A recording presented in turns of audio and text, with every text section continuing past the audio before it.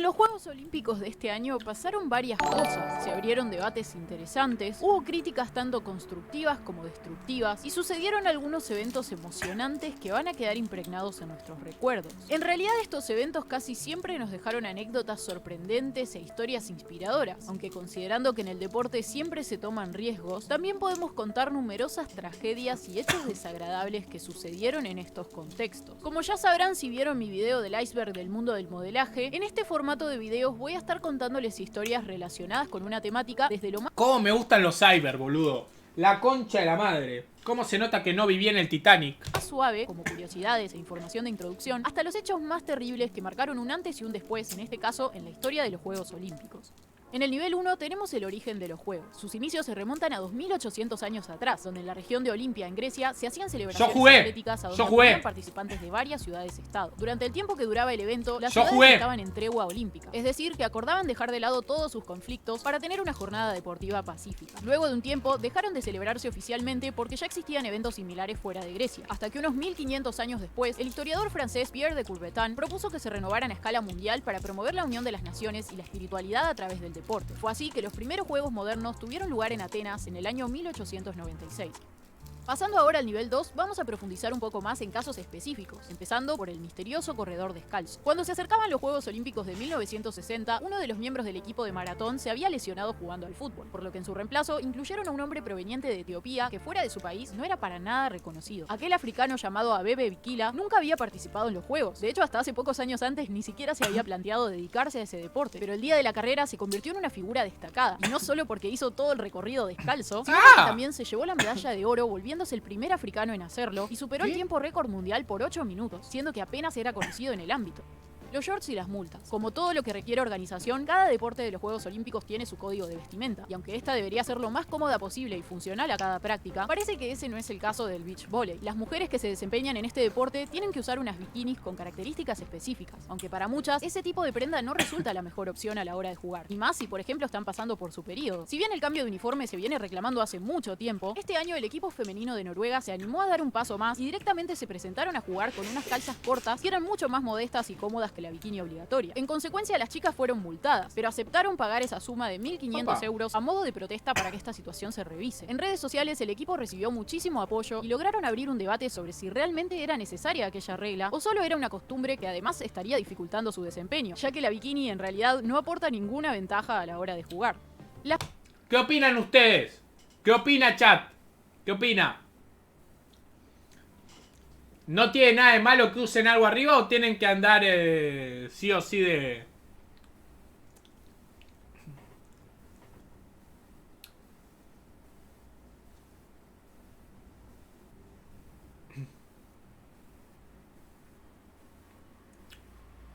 Yo pienso que cada uno puede jugar con lo que le haga más cómodo.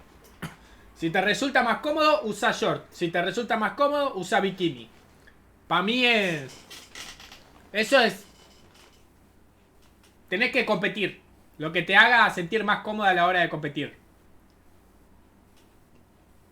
No, con calzas no, porque en beach volley te asás, boludo. Te asás. Andá a jugar en... Además en Japón, con el calor que hacía, anda a jugarte un beach volley con calza.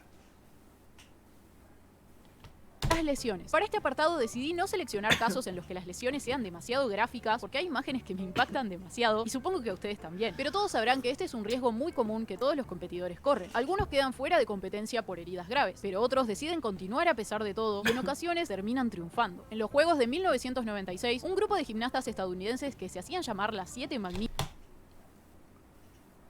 Ay, desde que vi Destino Final en el que una mina se parte el cuello haciendo gimnasia, no puedo ver gimnasia olímpica, boludo. Las veo girar en el aire y digo, no, no, sacame esto, no puedo, no puedo, no puedo. Es como que me da cosa y digo, no. Saque que no puedo. No puedo.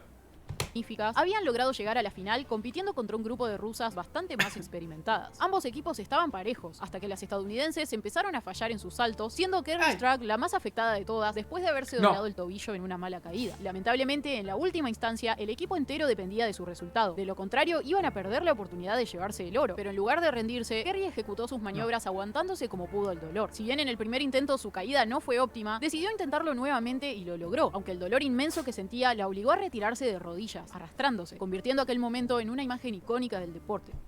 Encontrar el límite... ¡Qué huevo, ¿no? ¡Qué ovarios! ¡Qué ovario! Además porque caen.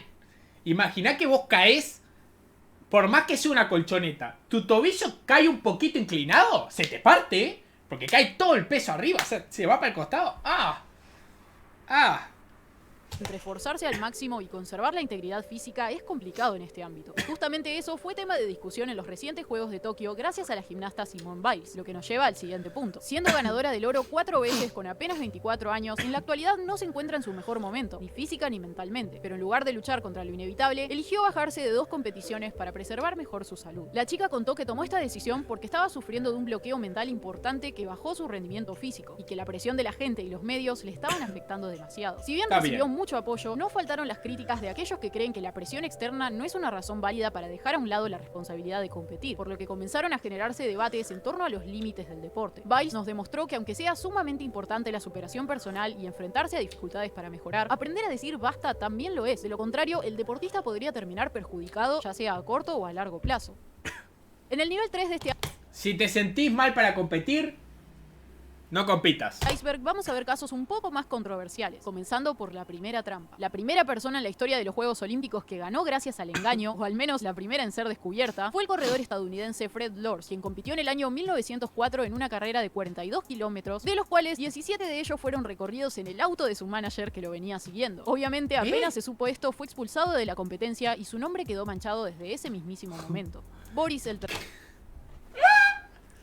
Dale, no, tranquilo, muchacho. Yo corro con usted. Sí, tranquilo. Iba durmiendo.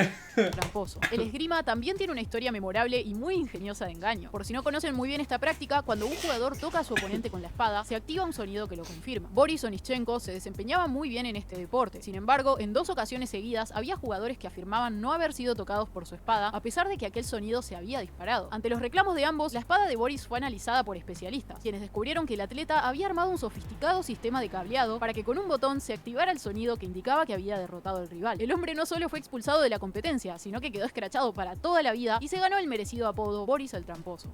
Ícaro. Este es el nombre de un interesantísimo documental estrenado en 2017 y ganador de un Oscar que trata sobre el fraude del dopaje en los deportes. El director y ciclista Brian Fogel hizo a modo de... Muchachos, les voy a comentar algo y posiblemente aparezca suicidado mañana, pero la mayoría de deportistas consumen cosas que serían doping positivo y no te aparece. Experimento, encontrar una forma de consumir sustancias que lo ayudaran a mejorar en el deporte sin dar nunca positivo en la prueba de dopaje, para demostrar que esto se podía hacer. Para hacer esta prueba se contactó con el director del laboratorio antidopaje de Rusia, pero a medida que fue tomando confianza con él, descubrió algo mucho más monstruoso. Al parecer, ese mismo hombre había hecho desaparecer el positivo de más de 1000 atletas rusos en los Juegos Olímpicos, y había montado así la estrategia de manipulación de dopaje más elaborada en la historia del deporte. Lo que empezó como un inocente experimento, terminó desmantelando toda una industria donde se intercambiaban y exportaban muestras de orina, se eliminaban archivos y se manejaba la información para cubrir que los atletas de Rusia en realidad estaban ganando porque consumían sustancias. Y encima, todo eso habría sido impulsado por el propio presidente. Cuando todo esto salió a la luz, Rusia quedó sancionada y sin la posibilidad de participar en competencias deportivas por unos cuantos años, incluyendo Tokio 2020 y hasta el Mundial de Qatar 2022. El héroe que se convirtió en villano. Si bien esta anécdota no tiene que ver con trampas ni estafas, sí se relaciona con falsas apariencias. El sudafricano Omar Pistorius, quien corría con ayuda de 2 prótesis debajo de sus rodillas, horrible se había lo que convertido pasó en un verdadero héroe después de ganar el oro 3 veces en los Juegos Paralímpicos y encima llegar bastante lejos compitiendo en los Juegos regulares. Pero años más tarde, su fama de hombre ejemplar daría un giro inesperado después de que lo acusaran de dispararle a su novia en el día de San Valentín, aparentemente tras una escena de celos. Un ejemplo de que a veces las apariencias engañan y que el éxito profesional no determina cómo sos como persona. Ya en el nivel 4 tenemos que hablar de temas más sensibles y quizás con resultados más trágicos. Primero, con las consecuencias de la presión. El japonés Kokichi Tsuburaya demostró ser un excelente corredor al ganar la medalla de bronce en su propio país en 1964, año en que el misterioso corredor descalzo del que les hablé volvió a participar llevándose el oro por segunda vez. A pesar de haber sido la primera medalla que ganaba Japón después de 28 años, a Kokichi no le pareció suficiente y quedó muy angustiado por no haber terminado primero, por lo que para hacerle honor a su nación, se prometió a sí mismo que en los siguientes Juegos en México ganaría el primer puesto, cueste lo que cueste. Gosuku, gracias por regalar la Gosuku le dijo Shine a Arieru 3. Lamentablemente, en esos años siguientes, sufrió algunas lesiones que iban a dificultarle todavía más el triunfo, por lo que al ver tan lejana la posibilidad de ser el mejor, tomó la triste decisión de quitarse la vida antes de participar. Y lo que es peor, lo hizo dejando una nota que decía: Kokichi está demasiado cansado para seguir corriendo. El calor infernal, el riesgo...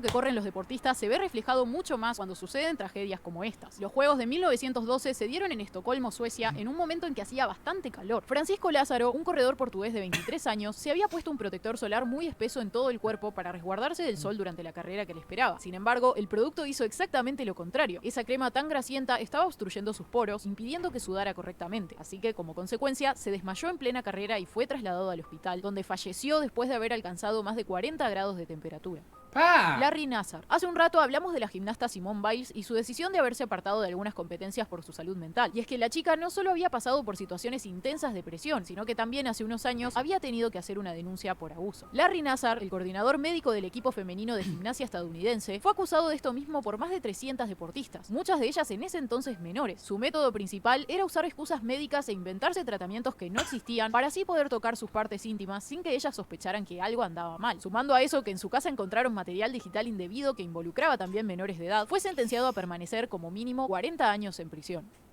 Para el nivel 5 reservé dos momentos que, a diferencia del resto de los casos, significaron un peligro de muerte para varias personas. Una de ellas fue la tragedia de Múnich. En los Juegos de 1972, Alemania buscaba dejar atrás la mala imagen que habían tenido durante la Segunda Guerra Mundial, por lo que el comité organizador había planteado no hacer controles tan estrictos y permitir que los atletas se movieran libremente sin usar ningún tipo de credencial. Parecía una buena idea, sin embargo, el equipo israelí se vio altamente perjudicado por la falta de medidas de seguridad. La noche del 4 de septiembre, 8 palestinos miembros del grupo Septiembre Negro ingresaron al complejo olímpico vestidos como deportistas y se colaron en la habitación de los atletas de Israel con suma facilidad, terminando con la vida de algunos de ellos y tomando a otros como rehenes. Igualmente, más tarde, también fallecieron en sus manos. Si bien la policía alemana intentó negociar con ellos, fallaron en el intento porque les faltaba personal y estaban todos mal comunicados, por lo que más tarde confesaron que no estaban preparados para una situación así. La tragedia de Atlanta. Esta vez en Estados Unidos también hubo un episodio que se llevó consigo algunas víctimas, heridos y muchos sustos. Los Juegos Olímpicos de 1996 no fueron solo un evento deportivo, sino que también se llevaron a cabo conciertos musicales con multitudes de gente que se juntaban a bailar y a festejar, por lo que los guardias de seguridad se tenían que pasear caminando por los predios para controlar que todo estuviese en orden. Mientras patrullaba, uno de ellos, llamado Richard Jewell, encontró una mochila de estilo militar escondida debajo de un banco. Sin necesidad de abrirla, intuyó que se trataba de un paquete sospechoso que podría contener algo peligroso. Cuando informó a las autoridades, estas incitaron a la gente a evacuar el lugar mientras inspeccionaban aquel objeto, el cual descubrieron que era un explosivo casero rodeado de clavos grandes. Lamentablemente, antes de completar la evacuación, el objeto fue detonado, causando un total de 111 heridos y al menos 2 vidas perdidas. Aquel guardia de seguridad que había informado a las autoridades fue consagrado como héroe nacional, aunque no pasó demasiado tiempo para que la gente empezara a sospechar que quizás él podría haber estado involucrado en ese accidente. Richard fue investigado y considerado persona de interés. Para colmo, tenía desde antes una mala reputación, aunque para su suerte se dieron otras 2 tragedias similares a la de los Juegos que se vinculaban con un hombre identificado como Eric Rudolph. Finalmente, este tipo fue declarado culpable y se descubrió que había planeado la tragedia por cuestiones meramente religiosas, ya que según él, los Juegos Olímpicos promovían la homosexualidad y el socialismo. Hasta acá llega entonces este pequeño iceberg que demuestra que en el ámbito deportivo todavía hay problemas que resolver y cuestiones que se tienen que debatir. Quizás por no querer arriesgar sus carreras, muchos atletas se quedan callados en lugar de contar los problemas por los que pasan, pero que un par de ellos se animen a hablar y a exponer con lo que se enfrentan es suficiente para que de a poco el mundo del deporte vaya...